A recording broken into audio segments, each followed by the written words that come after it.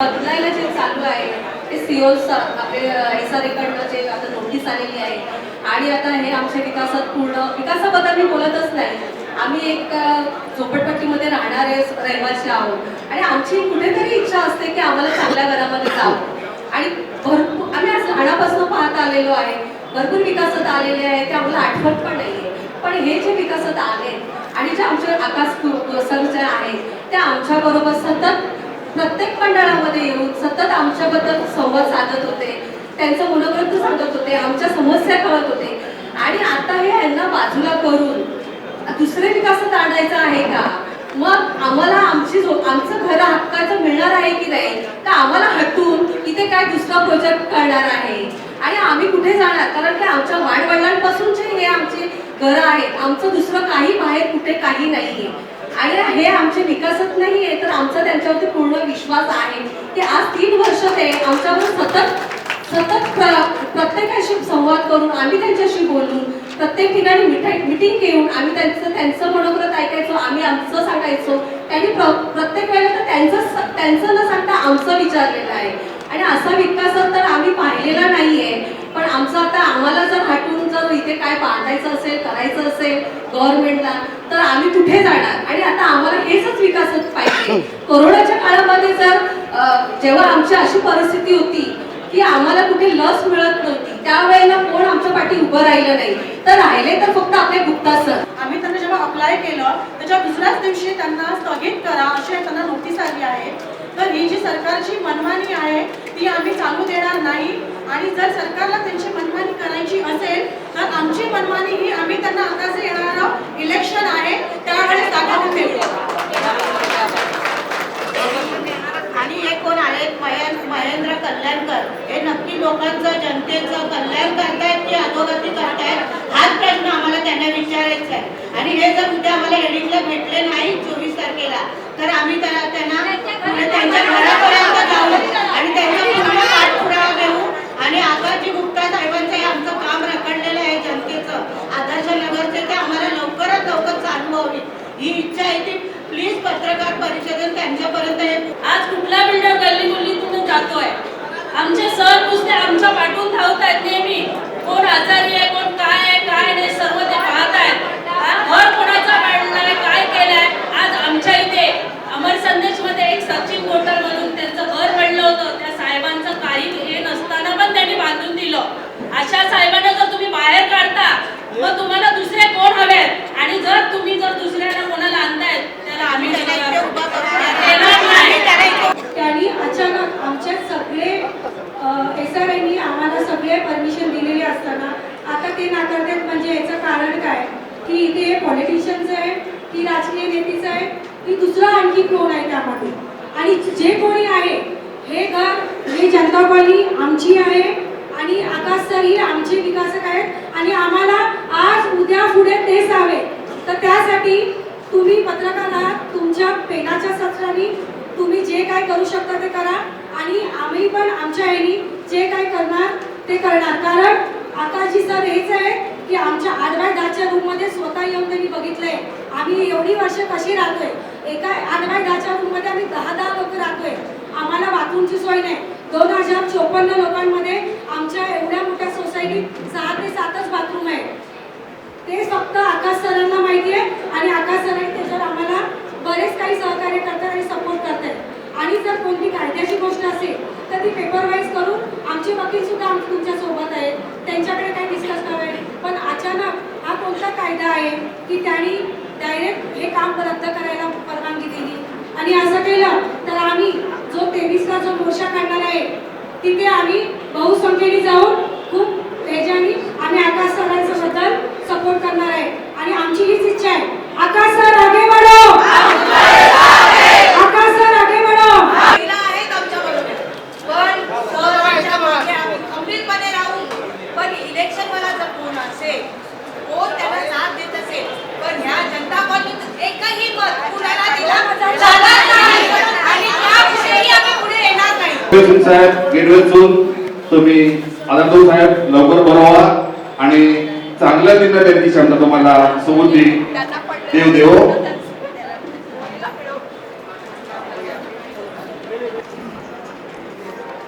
Sir आप भी विषय सर पैकी कोणी एक बोलणार का एक कोण बोलणार आहे?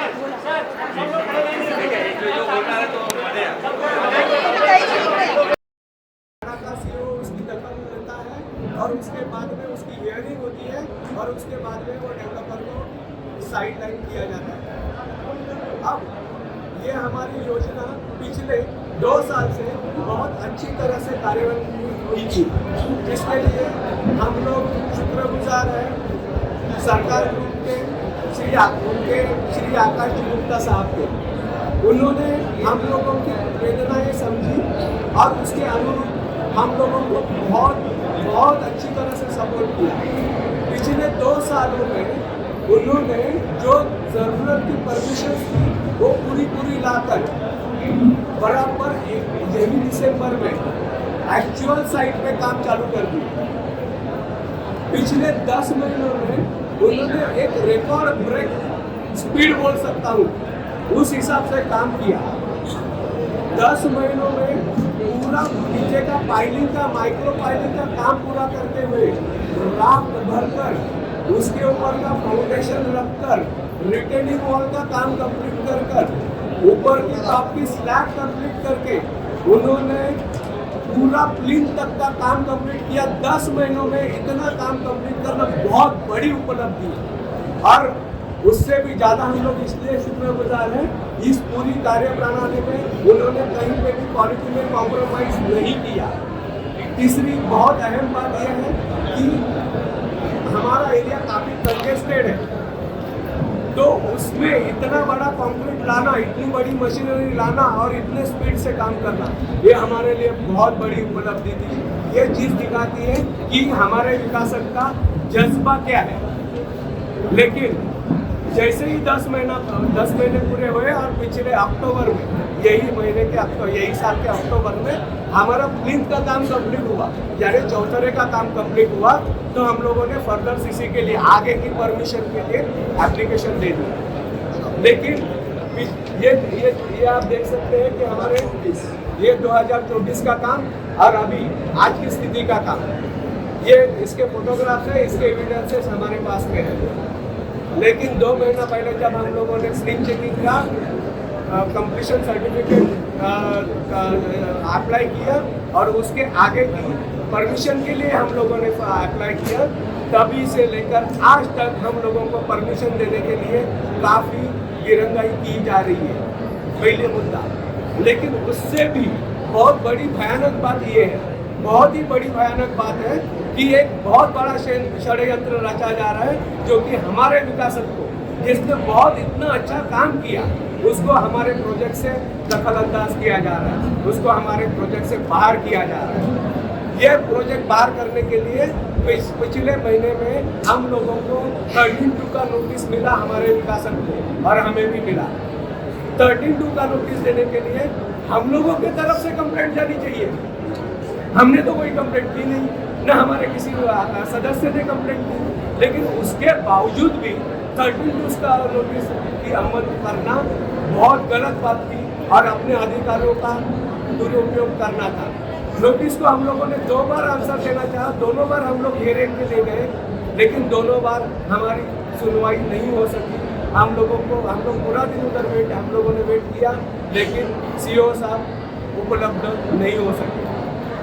तो उसके बाद भी मतलब आज भी हम लोगों की वापस 24 तारीख को हियरिंग है, इसके लिए हम लोगों को दोबारा बुलाया गया है और हम लोग इस सभा में इस वक्त हम लोग पूरे रहीवासियों को इन्वॉल्व करना चाहते हैं, ना कि सिर्फ कमेटी।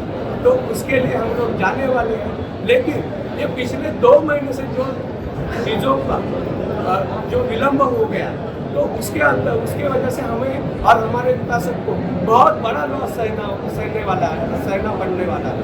और हम लोगों के ऊपर अभी ये संकट है कि हमारा विकास कहीं, हमारा जो काम जो है वो कहीं बंद न हो जाए। इसका कारण क्या मानते हो? क्या क्यों रुक गया है? क्या कौन है इसके पीछे? कौन है इसके पीछे? अगर सीधी बात है सीधी बात है, इस चीज के पीछे अगर हम लोग नहीं चाहते हैं चालू प्रोजेक्ट बंद करने का ये इतिहास का पहला उदाहरण है। चालू प्रोजेक्ट में किसी को 32 का नोटिस बजाया जा रहा है और इसके पीछे का जो उद्देश्य है वो सीधा सीधा है कि हम उन लोगों को ये प्रोजेक्ट हाईजैक करना है। ये प्रोजेक्ट हम लोगों से हमारे डेवलपर से निकाल के किसी और को सौंपना है। ये सीधी सीधी चीज दिखती है। तो अभी आपकी मांग क्या है सरकार को लेकर या किसके अगेंस्ट क्या है? आपने ये सवाल पूछा क्या प्रशासन से ऐसा कि क्यों हमें हटाया जा रहा है? सवाल का क्या जवाब दिया? हमको आगे परमिशन मिलनी चाहिए, आगे काम करने के लिए चीजें मिलना चाहिए। हमारा 250 परिवार बाहर है तो उनको तय समय पर बिल्डिंग बन के घर मिलना चाहिए। हमारे सामने एक बहुत बड़ा संकट है। संकट इसलिए कि आज हमारे 250 परिवार बाहर हैं और ये 250 परिवार बाहर होने के साथ साथ में और तकरीबन 2000 घरों की डेवलपमेंट जो पुनर्विकास प्रक्रिया में थी वो अफेक्ट होने वाली है।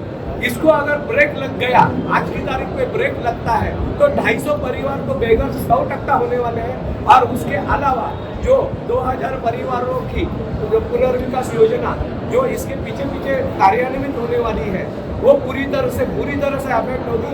पिछले 60-70 सालों से हम लोग झोपड़पट्टी में रह रहे हैं, कहीं तो भी हम लोगों को न्याय मिलना चाहिए, जिसके लिए हम लोग पूरी तरह से कोशिश कर रहे हैं और जिसके लिए आकाश गुप्ता सर जैसा अच्छा डेवलपर मिलना एक नसीब की बात होती है। आप भी समझ सकते हो उस फील्ड में हो कि हर बिल्डर अपना स्वार्थ चाहता है, पर हमारे गुप्ता साहब वैसे नहीं है।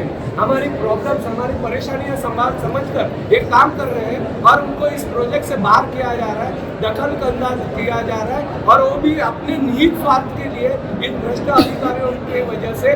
तो ये बहुत गलत बात है और इसका हम लोग निषेध करते हैं। सरकार से क्या आपकी गुहार है?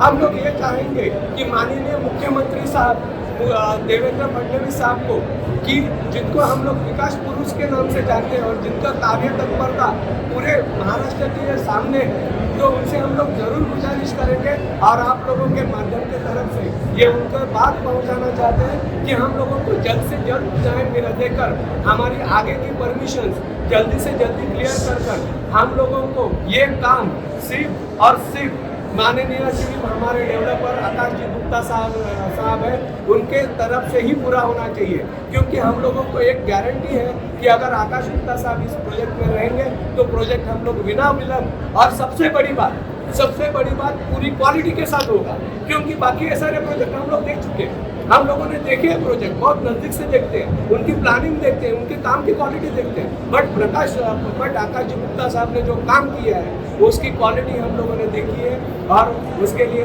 हम लोग पूरी तरह से खुश हैं और हम लोग कहीं पे भी नहीं चाहेंगे कि गुप्ता साहब को इस प्रोजेक्ट से बाहर। अच्छा, तो मुख्यमंत्री जी से मिलने की कोई प्रयास किए आप लोगों ने मिलकर या फिर उनसे कोई एप्लीकेशन किया?